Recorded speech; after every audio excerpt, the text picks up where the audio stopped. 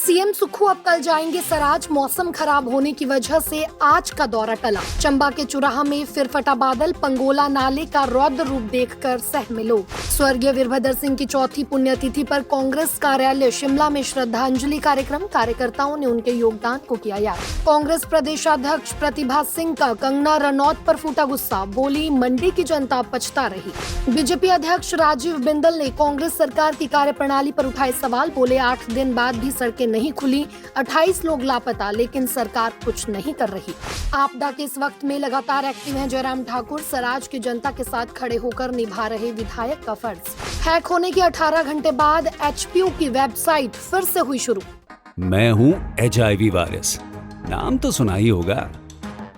मैं एक साथी से दूसरे साथी तक 4 मुख्य तरीके से पहुंच सकता हूँ। HIV संक्रमित व्यक्ति के साथ बिना कॉन्डम सेक्स करने से, एक ही सुई व सिरिंज का साझा उपयोग करने से, HIV संक्रमित खून चढ़ाने से और HIV संक्रमित मां से उसके बच्चे को। मेरे बारे में जानने के लिए 1097 पर कॉल करके सवाल किया गया।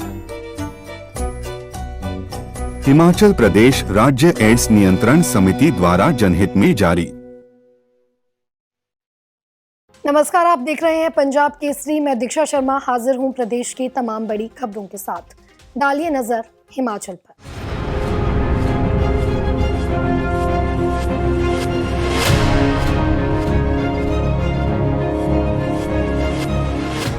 हिमाचल प्रदेश के मुख्यमंत्री सुखविंदर सिंह सुक्खू का आज सराज जाने का दौरा फिलहाल कल के लिए टल गया है।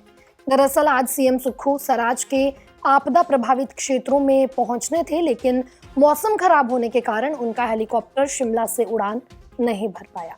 ऐसे में अब कल यानी 9 जुलाई को सीएम सुक्खू सराज दौरे पर रहेंगे। बढ़ते हैं अगली खबर की ओर। हिमाचल प्रदेश के चंबा जिले के चुराहा उपमंडल में मौसम ने एक बार फिर से अपना रौद्र रूप दिखाया है।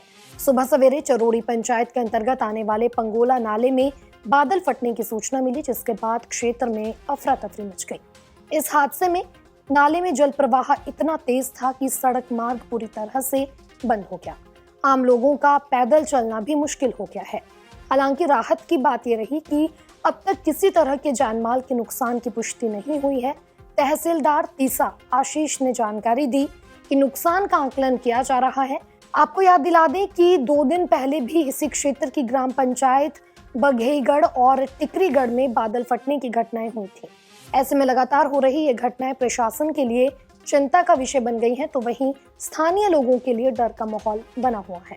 हिमाचल प्रदेश की राजनीति में दशकों तक राज करने वाले और 6 बार मुख्यमंत्री रहे स्वर्गीय वीरभद्र सिंह की आज चौथी पुण्यतिथि है। इस मौके पर शिमला स्थित कांग्रेस कार्यालय में श्रद्धांजलि सभा का आयोजन किया गया।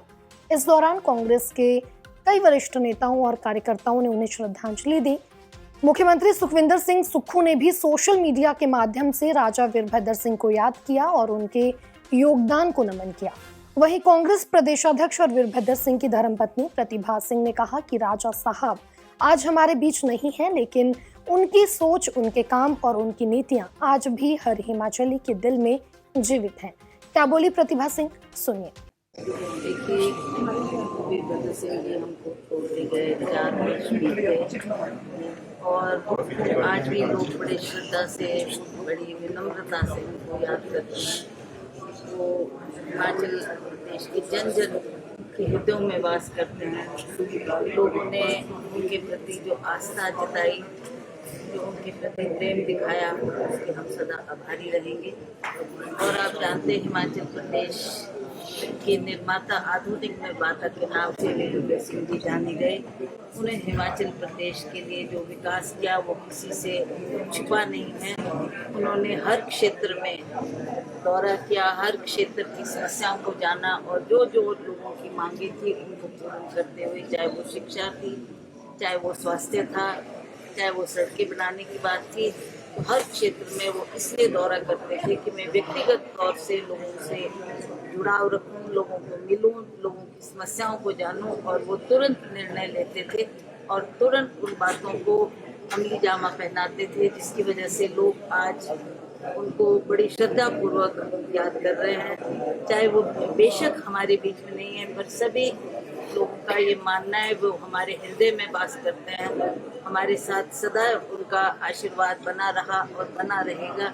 इस तरीके से लोगों ने आज भी इस पुण्यतिथि पे लोग यहाँ एकत्रित हुए हैं, सभी ने मिलकर उनको श्रद्धांजलि अर्पित की है। हम सब आप सबके बहुत आभारी है कि उनको लोग श्रद्धापूर्वक आज भी याद कर रहे हैं और इसी तरह हिमाचल प्रदेश के जो उन्होंने कार्य किए हैं उनको याद करते हुए लोग सदा उनको अपने हृदय में रखेंगे। और जो आगामी पीढ़ी है वो भी जानती है कि उनकी वजह से हमें शिक्षा का मौका मिला। खास करके जो दुर्गम क्षेत्र थे वहाँ पर स्कूल के अभाव थे, कॉलेजेस का अभाव था, तो उन्होंने जाकर जो शिक्षा बच्चों को दी है। तो आज भी अगर आप नई पीढ़ी से बात करो तो वो ये कहते हैं कि उन्हीं की वजह से आज हम पढ़े लिखे हैं, आज हम इस मकाम पे पहुंचे हैं, वो भी उनको श्रद्धा के साथ याद करते हैं।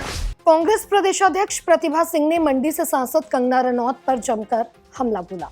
उन्होंने कहा कि एक सांसद को हर साल 5 करोड़ रुपए की निधि मिलती है, 5 साल में ये राशि 25 करोड़ होती है। फिर ये कहना कि फंड नहीं है, सरासर मजाक है। प्रतिभा सिंह ने आरोप लगाया कि आपदा की इस घड़ी में कंगना रनौत न तो राहत दे रही हैं, न ही कोई ठोस प्रयास कर रही हैं। उन्होंने कहा कि कंगना रनौत को चाहिए कि वह तुरंत प्रभावित क्षेत्रों में जाती, लोगों का दर्द समझती और संसद में आवाज उठाती, मगर वो तो कैमरे के सामने आने के बाद गायब हो जाती हैं। प्रतिभा सिंह ने साफ कहा कि मंडी की जनता अब पछता रही है। क्या बोली प्रतिभा सिंह, सुनिए।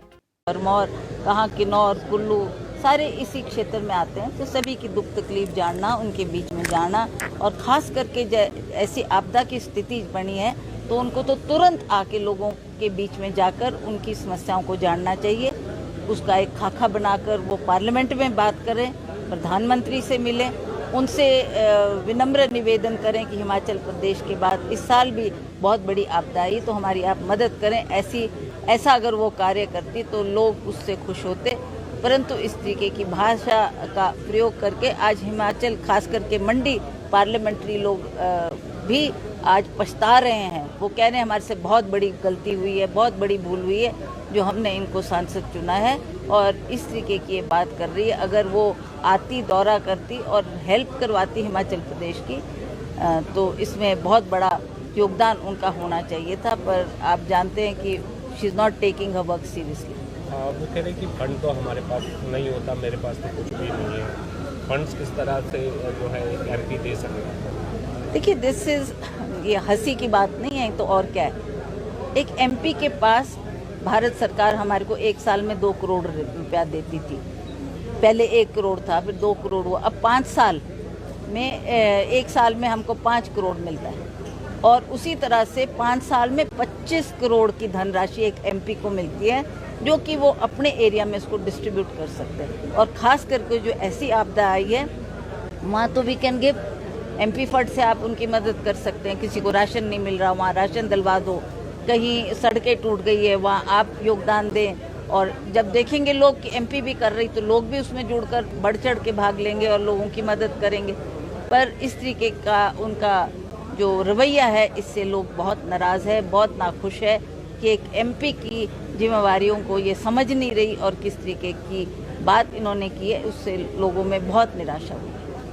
वो आपदा प्रभावित क्षेत्र है, बहुत लोगों ने जो है अपनों को खोया है और वो वहाँ पर खिलखिला रही है, हंस रही है। That I can't comment on that. हमको तो जब हम ऐसे क्षेत्रों में जाते हैं हमको तो रोना आता है लोगों को देख के। लोग हमारे को गले लगा के बोलते हैं हमने अपने प्रियजनों को खो दिया, हमने अपने बेटों को खो दिया, हमारा एक ही एक पुत्र था वो चला गया इस बाढ़ में। तो उसमें दुख होता है कि हम क्या कर सकें इनके लिए।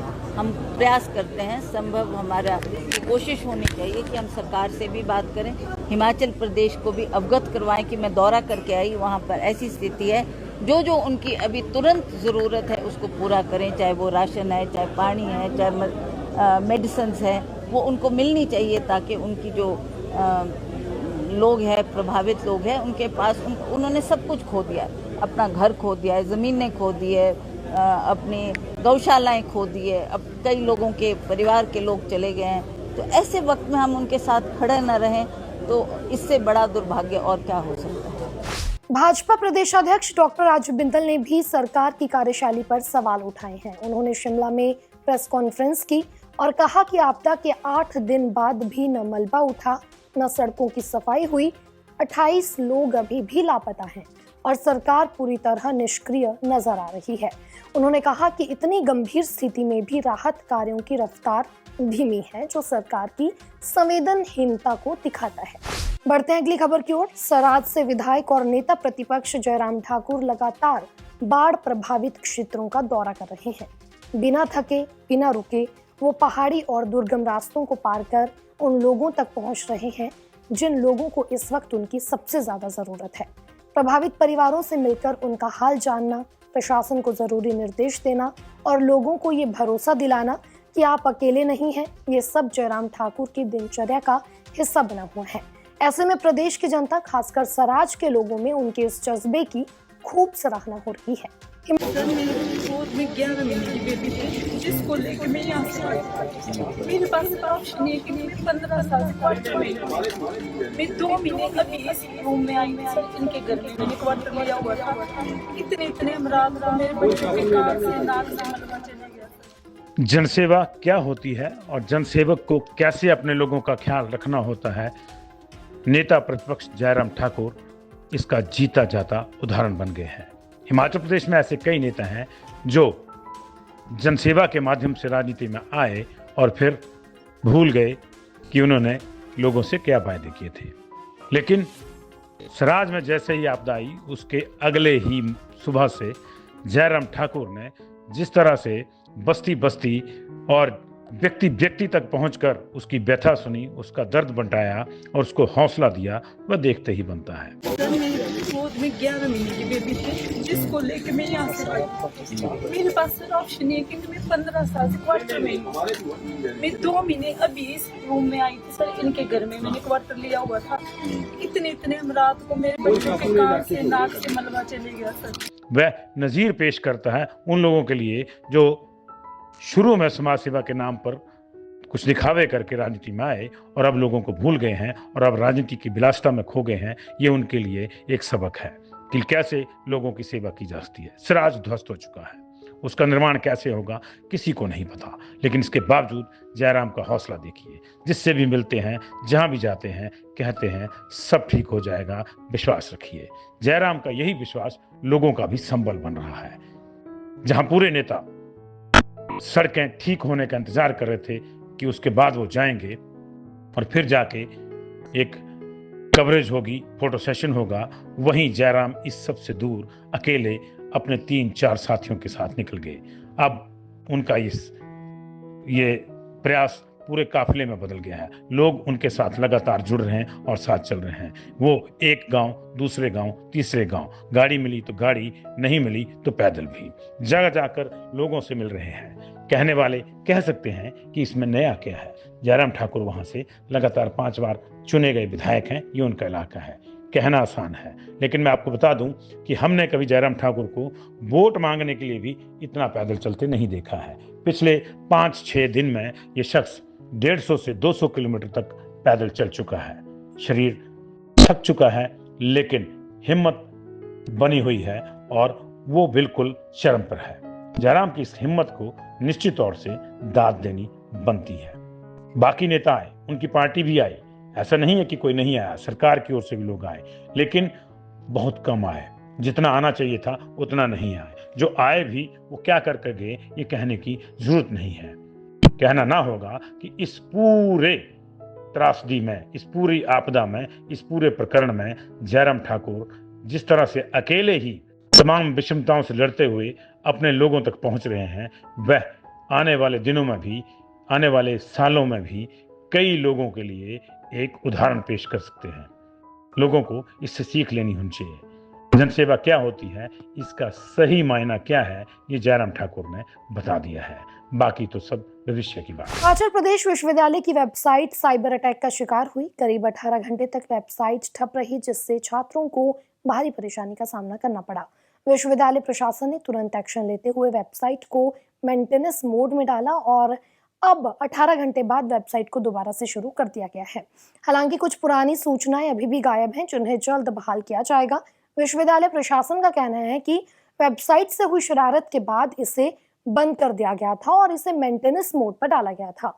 विद्यार्थियों को जल्द पहले की तरह ही वेबसाइट पर हर तरह की ताज़ा जानकारी उपलब्ध करवा दी जाएगी। तो ये थी हिमाचल प्रदेश के आज की सबसे बड़ी और ज़रूरी खबरें। कल आपसे फिर मुलाकात करेंगे, तब तक आप बने रहिए पंजाब केसरी हिमाचल के साथ।